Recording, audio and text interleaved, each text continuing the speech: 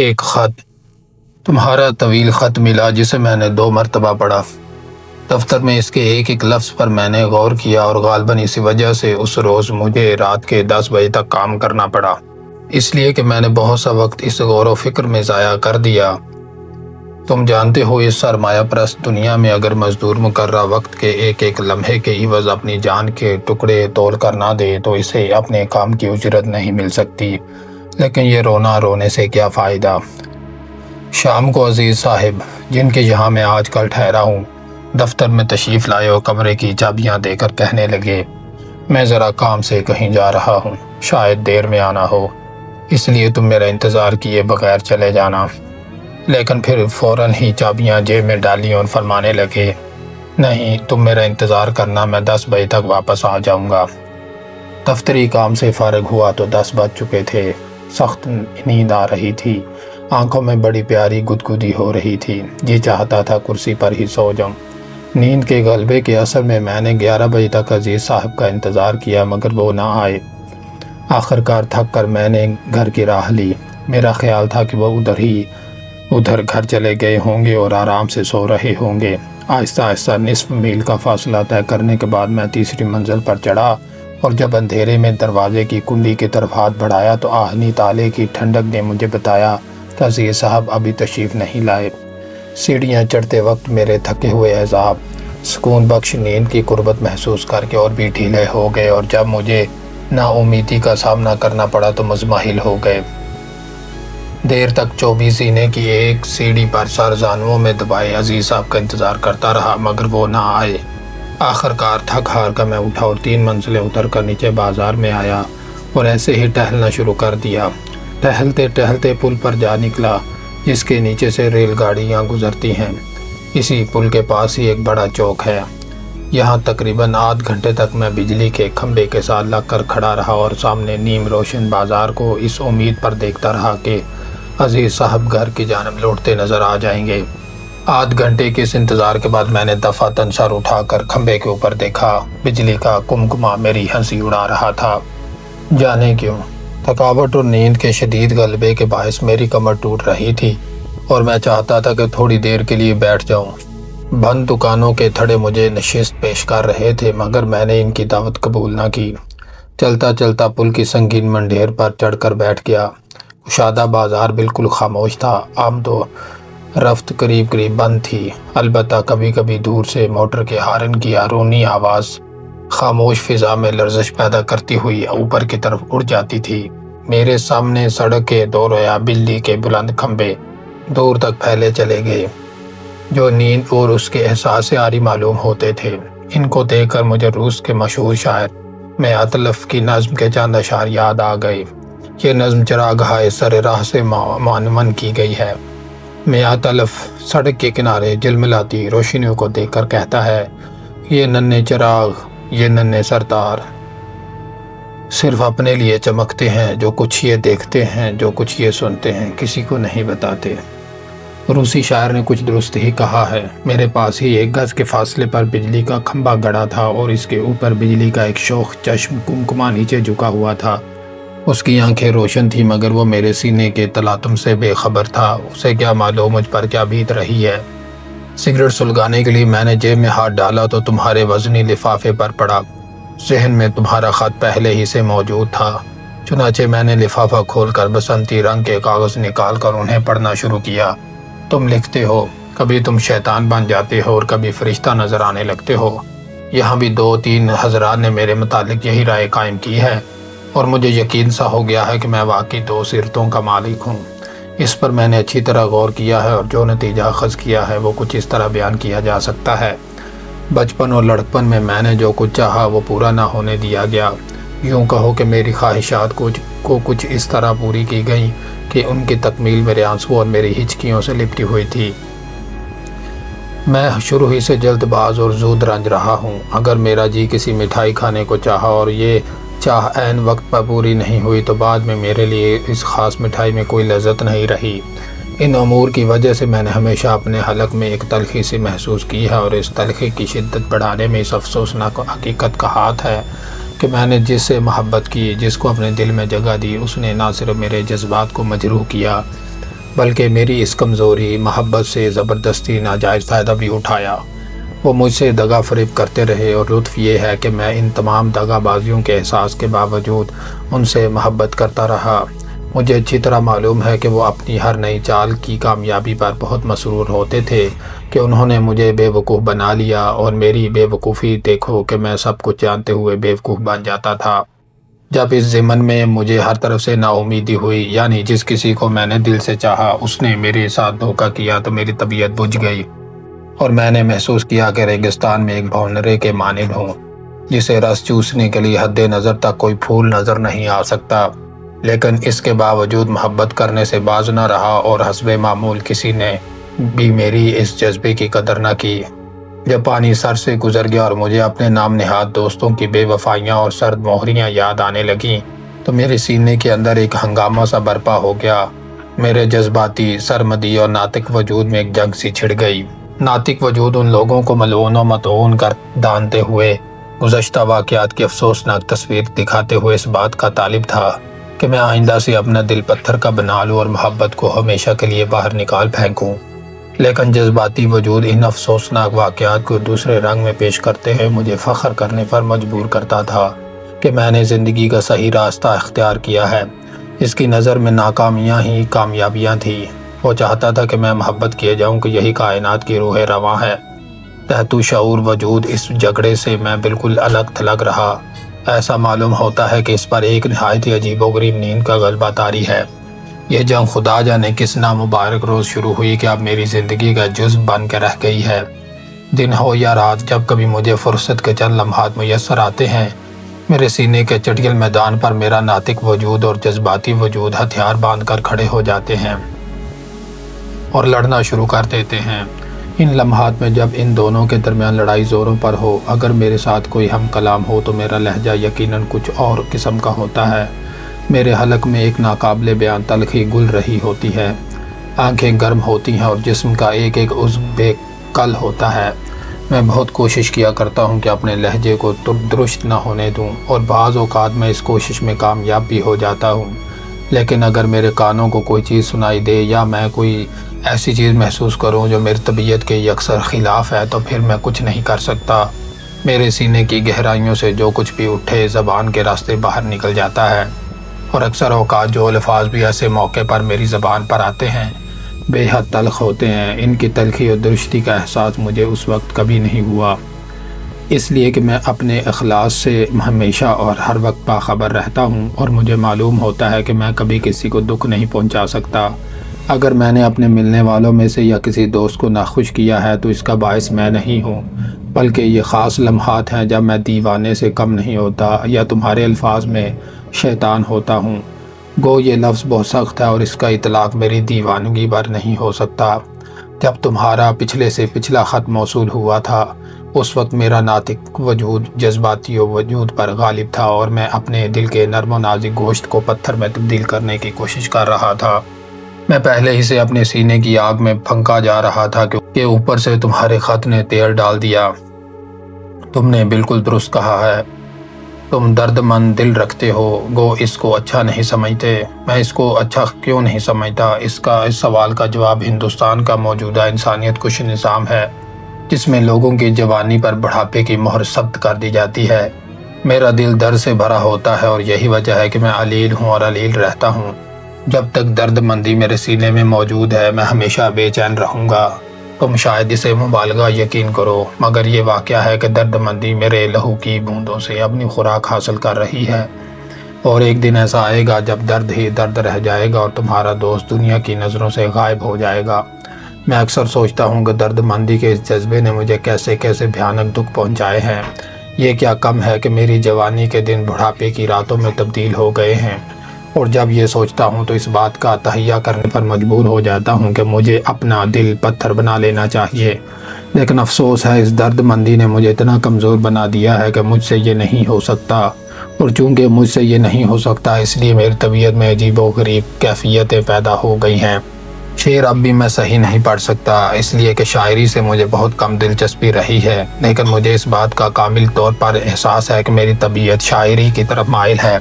شہر میں بسنے والے لوگوں کی وزنی شاعری مجھے پسند نہیں، دیہات کے ہلکے پھلکے نغمے مجھے بے حد بھاتے ہیں، اس قدر شفاف ہوتے ہیں کہ ان کے پیچھے دل دھڑکتے ہوئے نظر آ سکتے ہیں۔ تمہیں حیرت ہے کہ میں رومانی حزنیاں کیوں کر لکھنے لگا، اور میں اس بات پر خود حیران ہوں۔ بعض لوگ ایسے ہیں جو اپنے محسوسات کو دوسروں کی زبان میں بیان کر کے اپنا سینہ خالی کرنا چاہتے ہیں۔ یہ لوگ ذہنی مفلس ہیں اور مجھے ان پر ترس آتا ہے۔ یہ ذہنی افلاس مالی افلاس سے زیادہ تکلیف دہ ہے۔ میں مالی مفلس ہوں، مگر خدا کا شکر ہے ذہنی مفلس نہیں ہوں، ورنہ میری مصیبتوں کی کوئی حد نہ ہوتی۔ مجھے یہ کتنا بڑا اطمینان ہے کہ میں جو کچھ محسوس کرتا ہوں وہی اپنی زبان میں بیان کر لیتا ہوں۔ میں نے اپنے افسانوں کے متعلق کبھی غور نہیں کیا۔ اگر ان میں کوئی چیز بقول تمہارے جلوہ گر ہے تو میرا بے کل باطن، میرا ایمان نہ تشدد پر ہے نہ عدم تشدد پر، دونوں پر ہے اور دونوں پر نہیں۔ موجودہ تغیر پسند ماحول میں رہتے ہوئے میرے ایمان میں استقلال نہیں رہا۔ آج میں ایک چیز کو اچھا سمجھتا ہوں، لیکن دوسرے روز سورج کی روشنی کے ساتھ ہی اس چیز کی حیت بدل جاتی ہے، اس کی تمام اچھائیاں برائیاں بن جاتی ہیں۔ انسان کا علم بہت محدود ہے اور میرا علم محدود ہونے کے علاوہ منتشر بھی ہے۔ ایسی صورت میں تمہارے اس سوال کا جواب میں کیوں کر دے سکتا ہوں؟ مجھ پر مضمون لکھ کر کیا کرو گے پیارے؟ میں اپنے قلم کی مقراظ سے اپنا لباس پہلے ہی تار تار کر چکا ہوں۔ خدا کے لیے مجھے اور ننگا کرنے کی کوشش نہ کرو۔ میرے چہرے سے اگر تم نے نقاب اٹھا دی تو تم دنیا کو ایک بہت ہی بھیانک شکل دکھاؤ گے۔ میں ہڈیوں کا ایک ڈھانچہ ہوں جس پر میرا قلم کبھی کبھی پتلی جھلی منڈتا رہتا ہے۔ اگر تم نے جھلیوں کی یہ تہ ادھیڑ ڈالی تو میرا خیال ہے جو ہیبت تمہیں منہ کھولے نظر آئے گی اسے دیکھنے کی تاب تم خود میں نہ پاؤ گے۔ میری کشمیر کی زندگی، ہائے میری کشمیر کی زندگی۔ مجھے معلوم ہے تمہیں میری زندگی کے اس خوشگوار ٹکڑے کے متعلق مختلف قسم کی باتیں معلوم ہوتی رہی ہیں۔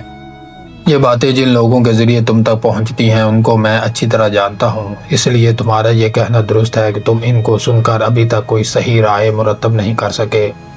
لیکن میں یہ ضرور کہوں گا کہ یہ کہنے کے باوجود تم نے ایک رائے مرتب کی اور ایسا کرنے میں بہت عجلت سے کام لیا ہے۔ اگر تم میری تمام تحریروں کو پیش نظر رکھ لیتے تو تمہیں یہ غلط فہمی ہرگز نہ ہوتی کہ میں کشمیر میں ایک سادہ لوح لڑکی سے کھیلتا رہا ہوں۔ میرے دوست، تم نے مجھے صدمہ پہنچایا ہے۔ وزیر کون تھی؟ اس کا جواب مختصر یہی ہو سکتا ہے کہ وہ ایک دیہاتی لڑکی تھی، جوان اور پوری جوان۔ اس پہاڑی لڑکی کے متعلق جس نے میری کتاب زندگی کے کچھ اوراق پر چند حسین نقوش بنائے ہیں میں بہت کچھ کہہ چکا ہوں۔ میں نے وزیر کو تباہ نہیں کیا۔ اگر تباہی سے تمہاری مراد جسمانی تباہی ہے تو وہ پہلے ہی سے تباہ شدہ تھی اور وہ اسی تباہی میں اپنی مسرت کی جستجو کرتی تھی۔ جوانی کے نشے میں مخمور اس نے اس غلط خیال کو اپنے دماغ میں جگہ دے رکھی تھی کہ زندگی کا اصل حظ اور لطف اپنا خون کھولانے میں ہے، اور وہ اس غرض کے لیے ہر وقت ایندھن چنتی رہتی تھی۔ یہ تباہ کن خیال اس کے دماغ میں کیسے پیدا ہوا اس کے متعلق بہت کچھ کہا جاتا ہے۔ ہماری صنف میں ایسے افراد کی کمی نہیں جن کا کام صرف بھولی بھالی لڑکیوں سے کھیلنا ہوتا ہے۔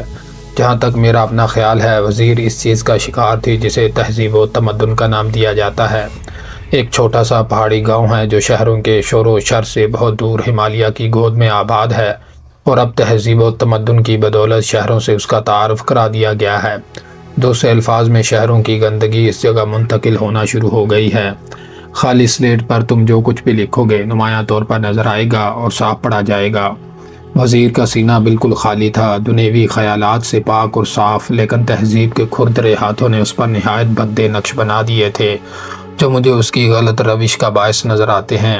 وزیر کا مکان یا جھونپڑا سڑک کے اوپر پہاڑ کے ڈھلوان میں واقع تھا، اور میں اس کی ماں کے کہنے پر ہر روز اس سے ذرا اوپر چیڑ کے درختوں کی چھاؤں میں زمین پر دری بچھا کر کچھ لکھا پڑھا کرتا تھا، اور عام طور پر وزیر میرے پاس ہی اپنی بھینس چرایا کرتی تھی۔ چونکہ ہوٹل سے ہر روز دری اٹھا کر لانا اور پھر اسے واپس لے جانا میرے جیسے آدمی کے لیے ایک عذاب تھا، اس لیے میں اسے ان کے مکان ہی میں چھوڑ جاتا تھا۔ ایک روز کا واقعہ ہے کہ مجھے غسل کرنے میں دیر ہو گئی اور میں ٹہلتا پہاڑی کے دشوار گزار راستوں کو طے کر کے جب ان کے گھر پہنچا اور دری طلب کی تو اس کی بڑی بہن کی زبانی معلوم ہوا کہ وزیر دری لے کر اوپر چلی گئی ہے۔ یہ سن کر میں اور اوپر چڑھا اور جب اس بڑے پتھر کے قریب آیا جسے میں میز کے طور پر استعمال کرتا تھا تو میری نگاہیں وزیر پر پڑی۔ دری اپنی جگہ بچھی ہوئی تھی اور وہ اپنا سبز کلف لگا دوپٹہ تانے سو رہی تھی۔ میں دیر تک پتھر پر بیٹھا رہا۔ مجھے معلوم تھا وہ سونے کا بہانہ کر کے لیٹی ہے۔ شاید اس کا خیال تھا کہ میں اسے جگانے کی کوشش کروں گا اور وہ گہری نیند کا بہانہ کر کے جاگنے میں دیر کرے گی، لیکن میں خاموش بیٹھا رہا، بلکہ اپنے چرمی تھیلے سے ایک کتاب نکال کر اس کی طرف پیٹ کر کے پڑھنے میں مشغول ہو گیا۔ جب نصف گھنٹہ اسی طرح گزر گیا تو وہ مجبور ہو کر بیدار ہوئی۔ انگڑائی لے کر اس نے عجیب سی آواز منہ سے نکالی۔ میں نے کتاب بند کر دی اور مڑ کر اس سے کہا، میرے آنے سے تمہاری نیند تو خراب نہیں ہوئی؟ وزیر نے آنکھیں مل کر لہجے کو خواب آلود بناتے ہوئے کہا، آپ کب آئے تھے؟ ابھی آ کے بیٹھا ہوں، سونا ہے تو سو جاؤ۔ نہیں، آج نگوڑی نیند کو جانے کیا ہو گیا، کمر سیدھی کرنے کے لیے یہاں زری کی زری لیٹی تھی کہ بس سو گئی۔ 2 گھنٹے سے کیا کم سوئی ہوں گی۔ اس کے گیلے ہونٹوں پر مسکراہٹ کھیر رہی تھی اور اس کی آنکھوں سے جو کچھ باہر جھانک رہا تھا اس کو میرا قلم بیان کرنے سے عاجز ہے۔ میرا خیال ہے اس وقت اس کے دل میں یہ احساس کروٹیں لے رہا تھا کہ اس کے سامنے ایک مرد بیٹھا ہے اور وہ عورت ہے، جوان عورت، شباب کی امنگوں کا ابلتا ہوا چشمہ۔ تھوڑی دیر کے بعد وہ غیر معمولی باتونی بن گئی اور بہک سی گئی، مگر میں نے اس کی بھینس اور بچڑے کا ذکر چھیڑنے کے بعد ایک دلچسپ کہانی سنائی جس میں ایک بچڑے سے اس کی ماں کی الفت کا ذکر تھا۔ اس سے اس کی آنکھوں میں وہ شرارے سرد ہو گئے جو کچھ پہلے لپک رہے تھے۔ میں زاہد نہیں ہوں اور نہ میں نے کبھی اس کا دعویٰ کیا ہے۔ گناہ و ثواب اور سزا و جزا کے متعلق میرے خیالات دوسروں سے جدا ہیں اور یقیناً تمہارے خیالات سے بھی بہت مختلف ہیں۔ میں اس وقت ان بحثوں میں نہیں پڑھنا چاہتا، اس لیے کہ اس کے لیے سکون قلب اور وقت درکار ہے۔ برسبیل تذکرہ ایک واقعہ بیان کرتا ہوں جس سے تم میرے خیالات کے متعلق کچھ اندازہ لگا سکو گے۔ باتوں میں ایک مرتبہ میں نے اپنے دوست سے کہا کہ حسن اگر پورے شباب اور جوبن پر ہو تو وہ دلکشی کھو دیتا ہے۔ مجھے اب بھی اس خیال پر ایمان ہے، مگر میرے دوست نے اسے محمل منطق قرار دیا۔ ممکن ہے تمہاری نگاہ میں بھی یہ محمل ہو، مگر میں تم سے اپنے دل کی بات کہتا ہوں۔ اس حسن نے میرے دل کو اپنی طرف راغب نہیں کیا جو پورے شباب پر ہو۔ اس کو دیکھ کر میری آنکھیں ضرور چونتیا جائیں گی، مگر اس کے یہ معنی نہیں کہ اس حسن نے اپنی تمام کیفیتیں میرے دل و دماغ پر طاری کر دی ہیں۔ شوخ اور بھڑکیلے رنگ اس بلندی تک کبھی نہیں جا سکتے جو نرم و نازک الوان و خطوط کو حاصل ہے۔ وہ حسن یقیناً قابل احترام ہے جو آہستہ آہستہ نگاہوں میں جذب ہو کر دل میں اتر جائے۔ روشنی کا خیرہ کن شعلہ دل کے بجائے احساب پر اثر انداز ہوتا ہے، لیکن اس فضول بحث میں پڑھنے سے کیا فائدہ۔ میں کہہ رہا تھا کہ میں زاہد نہیں ہوں۔ یہ کہتے ہوئے میں دبی زبان میں بہت سی چیزوں کا اعتراف بھی کر رہا ہوں، لیکن اس پہاڑی لڑکی سے جو جسمانی لذتوں کی دلدادہ تھی، میرے تعلقات صرف ذہنی اور روحانی تھے۔ میں نے شاید تمہیں یہ نہیں بتایا کہ میں اس بات کا قائل ہوں کہ اگر عورت سے دوستی کی جائے تو اس کے اندر ندرت ہونی چاہیے، اس سے اس طرح ملنا چاہیے کہ وہ تمہیں دوسروں سے بالکل علیحدہ سمجھنے پر مجبور ہو جائے، اسے تمہارے دل کی ہر دھڑکن میں ایسی صدا سنائی دے جو اس کے کانوں کے لیے نہیں ہو۔ عورت اور مرد اور ان کا باہمی رشتہ ہر بالغ آدمی کو معلوم ہے، لیکن معاف کرنا، یہ رشتہ میری نظروں میں فرسودہ ہو چکا ہے۔ اس میں یکسر حیوانیت ہے۔ میں پوچھتا ہوں اگر مرد کو اپنی محبت کا مرکز کسی عورت ہی کو بنانا ہے تو وہ انسانیت کے اس مقدس جذبے میں حیوانیت کو کیوں داخل کرے؟ کیا اس کے بغیر محبت کی تکمیل نہیں ہو سکتی؟ کیا جسم کی مشقت کا نام محبت ہے؟ وزیر اس غلط فہمی میں مبتلا تھی کہ جسمانی لذتوں کا نام محبت ہے، اور میرا خیال ہے جس مرد سے بھی وہ ملتی تھی وہ محبت کی تعریف انہی الفاظ میں بیان کرتی تھی۔ میں اس سے ملا اور اس کے تمام خیالات کی ضد بن کر میں نے اس سے دوستی پیدا کی۔ اس نے اپنے شوخ رنگ خوابوں کی تعبیر میرے وجود میں تلاش کرنے کی کوشش کی، مگر اسے مایوسی ہوئی۔ لیکن چونکہ وہ غلط کار ہونے کے ساتھ ساتھ معصوم تھی، میری سیدھی سادی باتوں نے اسے اس مایوسی کو حیرت میں تبدیل کر دیا، اور آہستہ آہستہ اس کی یہ حیرت اس خواہش کی شکل اختیار کر گئی کہ وہ اس نئی رسم و راہ کی گہرائیوں سے واقفیت حاصل کرے۔ یہ خواہش یقیناً ایک مقدس معصومیت میں تبدیل ہو جاتی ہے اور وہ اپنی نسوانیت کا وقار رفتہ پھر سے حاصل کر لیتی جسے وہ غلط راستے پر چل کر کھو بیٹھی تھی۔ لیکن افسوس ہے مجھے اس پہاڑی گاؤں سے دفعتاً پرنم آنکھوں کے ساتھ اپنے شہر واپس آنا پڑا۔ مجھے وہ اکثر یاد آتی ہے۔ کیوں؟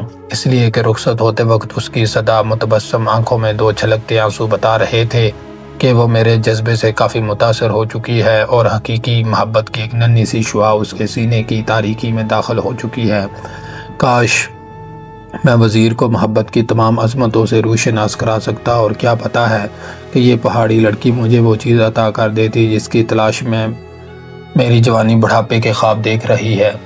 یہ ہے میری داستان جس میں بقول تمہارے لوگ اپنی دلچسپی کا سامان تلاش کرتے ہیں۔